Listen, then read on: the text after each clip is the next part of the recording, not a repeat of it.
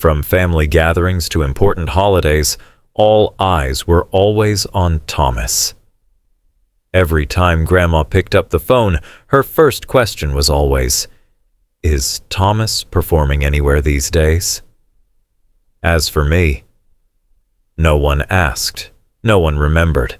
Maybe I was never interesting enough for them to care. Thomas was born with the artist's spark.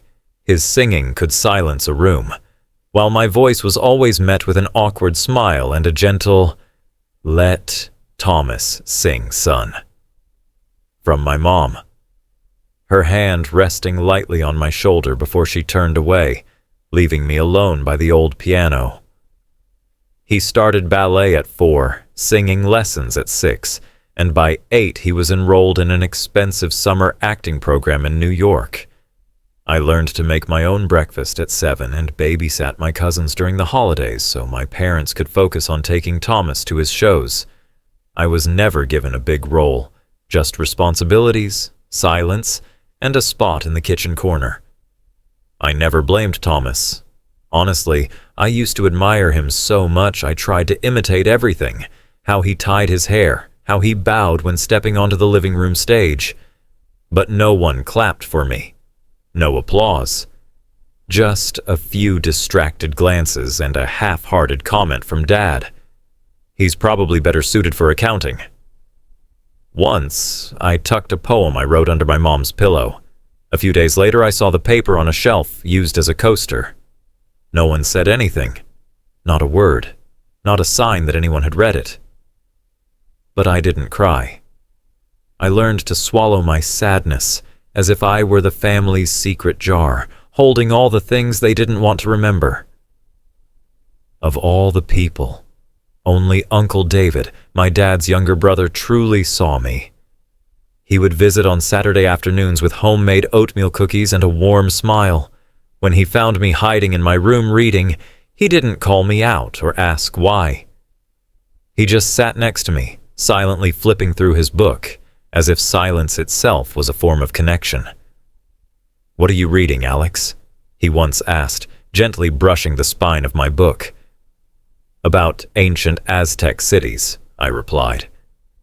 Eyes still fixed on the page. He nodded, his eyes sparkling with interest. "You have a rare curiosity. Don't let anyone make you think that's not valuable." I never told anyone, but Uncle David's words stayed with me for years. In a world that made me feel like I was never enough, his words were the only compass keeping me from getting lost. I know no one is meant to be in the background forever, but when you grow up in a house where only one person gets to shine, you start to believe that maybe the light was never meant for you. I used to wonder, if I disappeared, would anyone notice? But then I realized I didn't want pity. I just wanted a chance. One moment to be myself, without comparisons, without being pushed aside. I waited 18 years for that moment, and I didn't know when it would come, but I promised myself, when it does, I'll grab it with both hands. I won't let anyone bury me again. I entered my senior year of high school with a quiet fire burning inside me, a determination to prove that I deserved to be seen.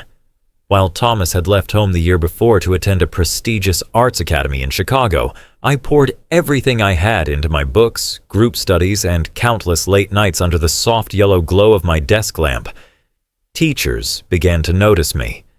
My essays were read aloud in class, my grades stayed among the highest, and at the end of year awards ceremony, my name was called as the top student of the entire grade, beating out hundreds of others.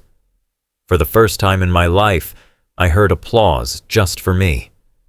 I still remember the look in the principal's eyes as she handed me the certificate. Admiration, with not a hint of pity.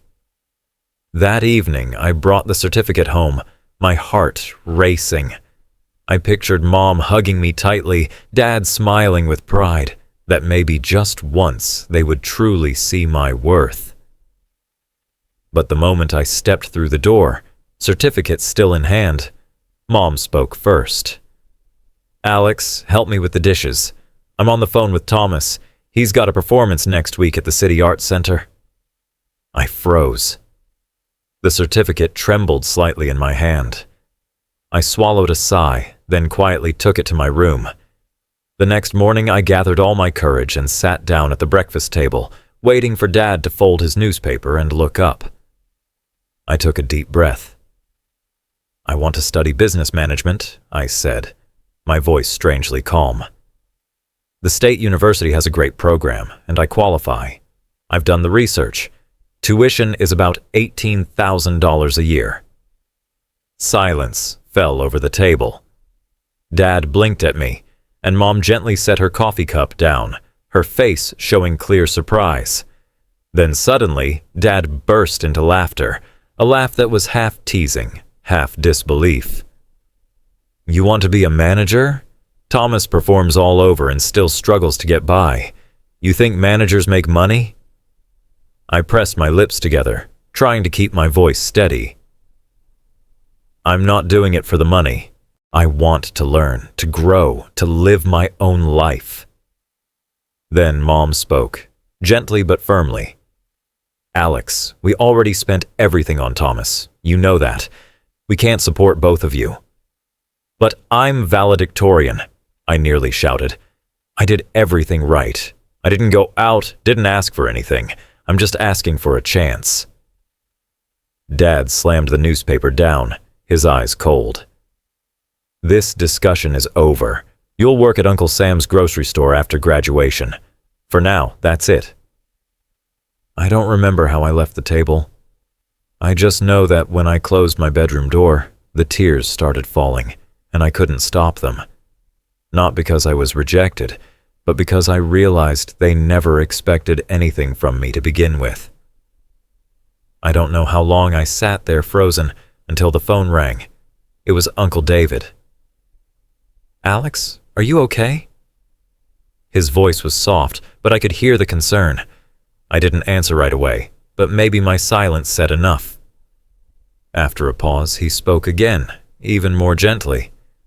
I have some savings. Not much, but enough for your first year. After that, if you work part-time or get scholarships, you can continue. I was speechless. All my emotions broke loose. Uncle David didn't make grand promises. He just offered a beginning, a hand reaching out when I was about to fall. But why would you do that? I asked, my voice shaking. He smiled softly. Because no one else in this family sees your worth, and I can't stand by and watch you give up on your dreams just because they're blind. I held the phone as if I were holding my own heart.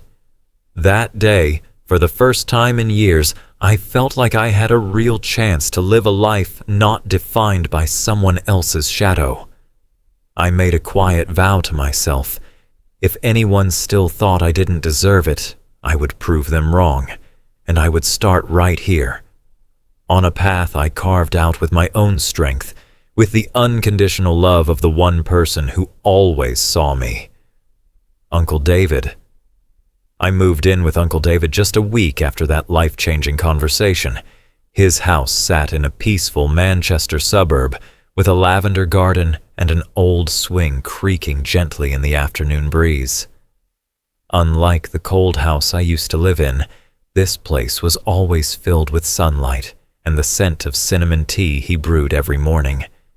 He didn't say much, but just one look, one gentle pat on the shoulder was enough to calm my heart.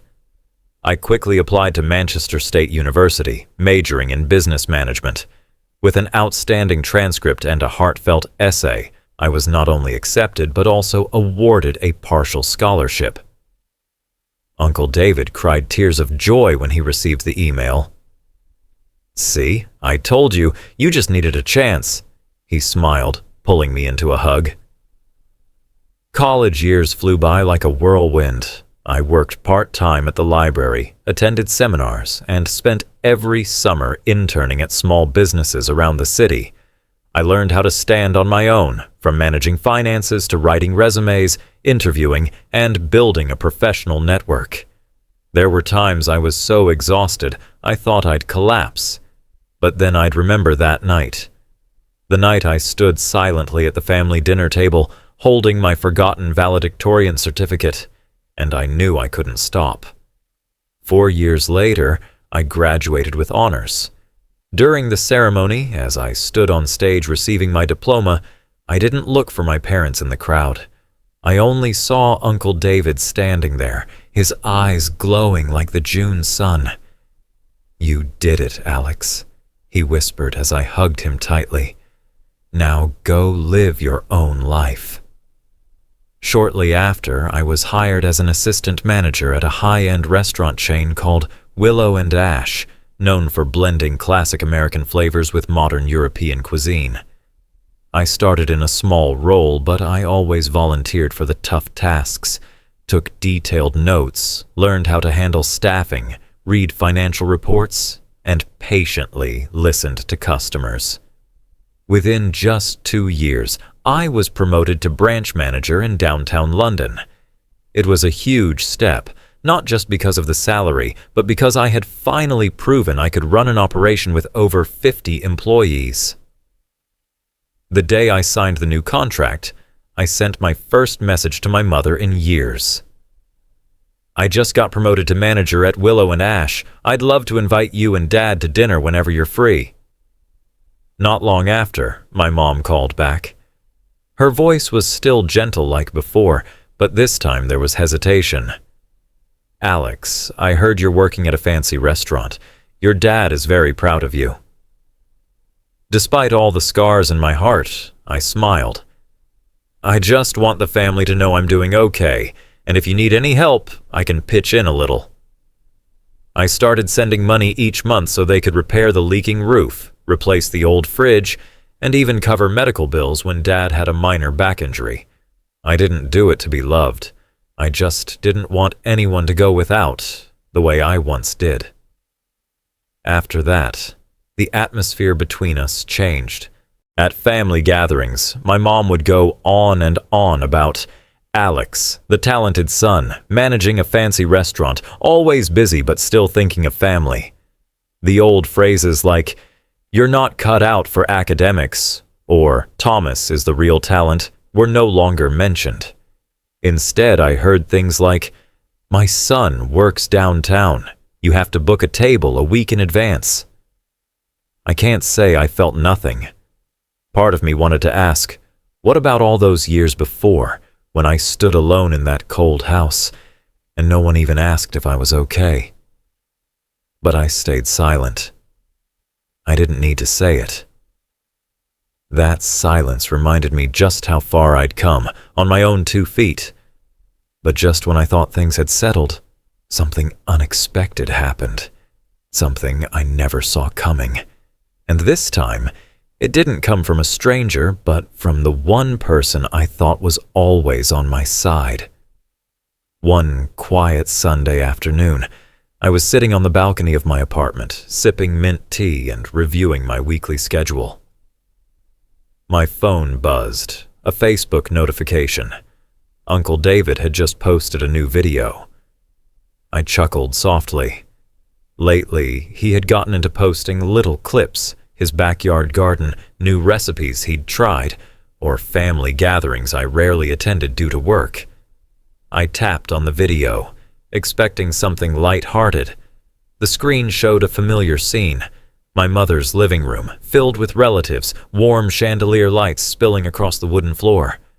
I recognized Uncle Eric's voice, Dad's younger brother sharing an old story, followed by laughter. The mood seemed warm, relaxed. I was about to skip ahead when my mother's voice rang out, loud and clear. "Alex? That boy is all about appearances." I froze. It felt like someone had gripped my throat. In the video, my mom sat with her legs crossed, wine glass in hand, eyes full of disdain. Whatever manager job he has, who even knows? Always posting pictures of food, praising it like he cooked it himself. He's just someone else's employee. Nothing to be proud of. My heart dropped. I hit pause. My hands shook. After a moment, I hit play again. This time it was Dad's voice, gruff but clear. I think Thomas is the one with real talent. After all, he's an artist, has his own identity. Alex just follows others. He hasn't done anything great. There was laughter from a few relatives, but what hurt me most came right after. The camera panned to Thomas, lounging on the sofa, one hand holding a glass of orange juice, the other brushing back his glossy curls. He said nothing. No defense, no objection, not even a hint of discomfort. I felt like I'd been pushed off a cliff, falling straight into the darkness of betrayal. The very people I thought had begun to value me, the ones I'd quietly supported financially for the past 3 years, were now sitting together, mocking me. For fun. I scrolled down to the comments. The first was from my mother. "David, delete this video now. No one gave you permission to post it." The second was from my father. "Take this down. You're embarrassing the family." But it was Uncle David's reply that made me break down in tears. "I don't know how to delete videos, and even if I did, I wouldn't. Alex has done everything for this family, and all of you belittle and trample on his kindness. You should be ashamed." I set my phone down, sitting in silence as a gentle breeze passed over the roof. Inside me, a storm raged, a mix of heartbreak, disappointment, and a powerful awakening. That night, I called Uncle David. The moment I heard him say hello, I burst into tears. "I saw the video," I choked out. "I didn't think they were still like that." He sighed on the other end. "Alex, they've always been like that. You just didn't see it because you've always tried so hard to be accepted. But some people, no matter what you do, will never be satisfied." "I thought they had changed," I whispered. "No, they were just using your success, and the moment they can't benefit anymore, they turn their backs." I stayed quiet for a long time. Then, finally, I spoke, with a firmness I had never used when talking about my parents. "Uncle, I'm cutting ties. I can't keep living in this illusion. They have the right to say whatever they want, but I have the right not to let them into my life anymore." On the other end, he didn't say much, just a quiet whisper. "I'm always here, Alex, no matter what you decide." I hung up, then replayed the video. Not to hurt myself again, but to remind myself of one thing, how far I had come, and why I could never go back to a place where I was treated like I didn't matter. I was no longer the boy standing by the wall silently watching his brother be praised. I was Alex Harris, the one who wrote his own story. And starting today, I would live a life with no space for words that made me doubt myself. I woke up the next morning with a strange emptiness, like my heart had been cut out without a trace of blood. The Manchester sky was gray, clouds drifting quietly past the window. I sat on my bed for a long time, staring at my phone. Dozens of missed calls and messages from my mom, my dad, Uncle Eric, and a few other relatives filling the screen. Not a single message from Thomas. I tapped the message icon and typed just one short line. "I saw the video. I know what you think of me. From today on, I won't be sending money or keeping in contact. I hope you both live in peace." I hit send, my hand trembling slightly, but there was no hesitation in my heart. Just 5 minutes later, the first reply came in. It was from my mom. "Alex, don't overreact. We were just joking. Are you really going to hold a grudge over something so small?" Next came a message from my dad. "Do you have any idea how much we've sacrificed for you? And now that you're successful, you turn your back on your family?" I stared at the screen for a long time, then turned off my phone. For the first time in years, I chose silence as my shield. That afternoon, I stopped by Uncle David's house. He was watering the yellow chrysanthemums on the porch when he saw me walk through the gate. "I already know. he said softly before I could say a word. You did the right thing. I couldn't hold back. I hugged him like a child, letting the tears fall onto his frail but steady shoulder. I'm so tired, Uncle, I sobbed. I've done everything I could, and it's still not enough. He gently rubbed my back. It's not that you're not enough, Alex. It's that they don't have enough heart to see that you are. The following week, I didn't visit home. I didn't answer any calls from family. I spent time with myself, working, reading, jogging in the mornings, and cooking with Uncle David on the weekends. A few relatives, like my cousin Amanda and Aunt Julie, quietly sent me messages. I saw the video. I'm really sorry, Alex. You deserved better. Don't think we're all like them. I've always been proud of you. Those words lit a small, comforting fire inside me. I realized that family doesn't have to be those who share your blood. Family is where someone listens, protects, and respects you, even in silence. As for Thomas, he remained silent, as always. We still crossed paths at the office, since he was now working as an administrative assistant for one of Willow and Ash's partners. Our encounters were brief and formal. No accusations, no apologies, just nods and small talk, as if nothing had happened. One afternoon after a meeting, Thomas approached me in the office. I didn't speak up for you that day, not because I agreed with them. I just didn't know what to do. I looked at him, and for the first time I saw Thomas's eyes without the old sparkle of confidence, only a vague sense of regret. I didn't need you to defend me, I replied calmly.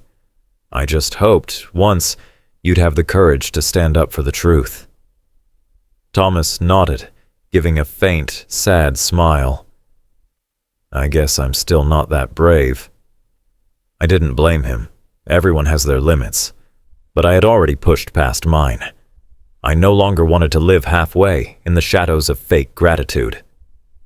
The following month, I was invited to speak at a women's business leadership panel representing Willow and Ash.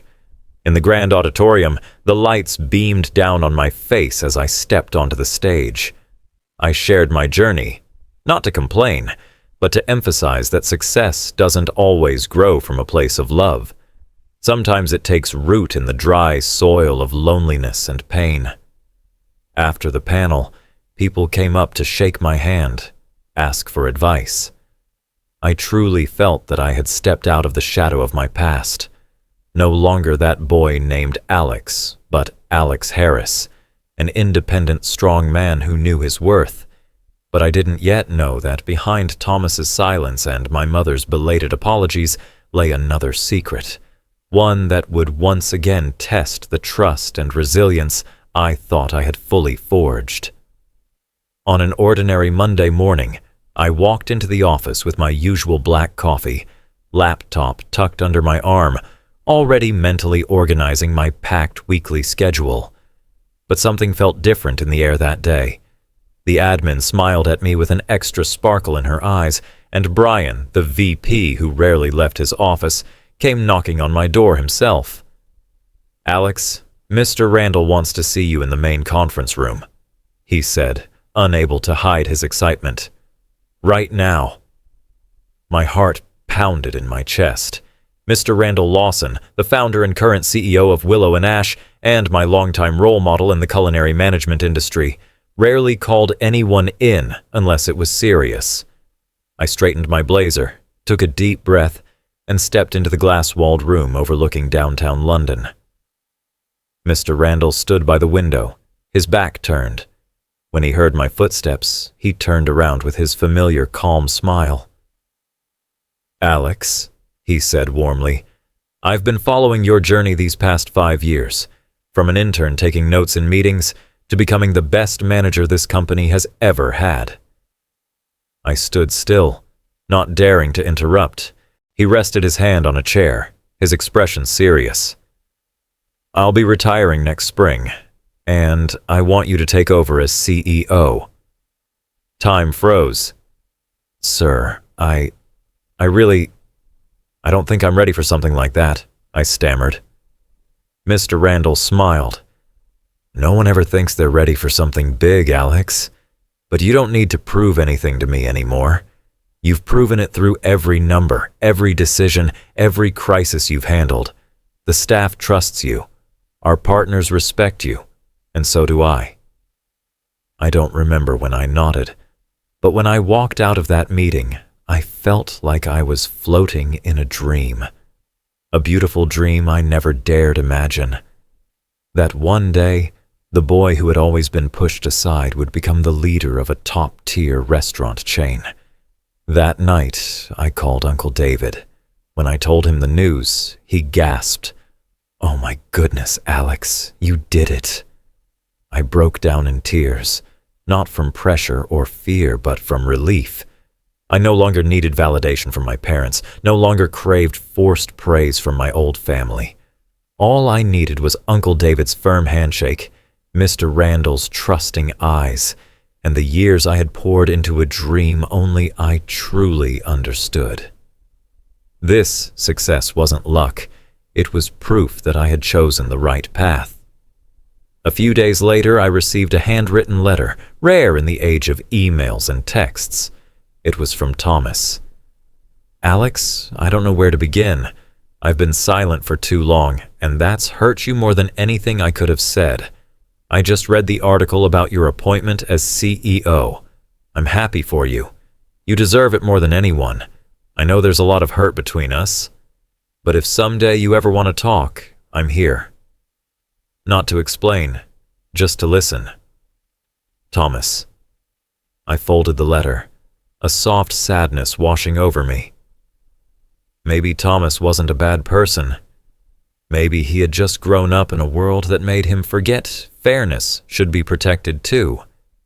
I've responded to his letter, not out of anger, but because I'm still learning how to forgive the right way, not to mend a broken family, but to free myself from unnecessary weight. A few weeks later, I officially took my seat in the CEO's office. From the 23rd floor window, I looked out over the glowing city, quietly grateful for everything that had happened, even the hurt, because those very wounds taught me how to rise, how to choose, and how never to let others define my worth. I am Alex Harris, no longer a shadow, no longer someone in the background. Looking back, I understand now that not everyone will see your true value, and that's okay. I used to crave validation from the people closest to me, but I've learned that the most meaningful recognition comes from within and from those who love you genuinely. I was once someone else's shadow, but now I walk in my own light. Success isn't just about reaching the top, it's about knowing you're worthy of everything you've earned. What do you think about Alex's journey?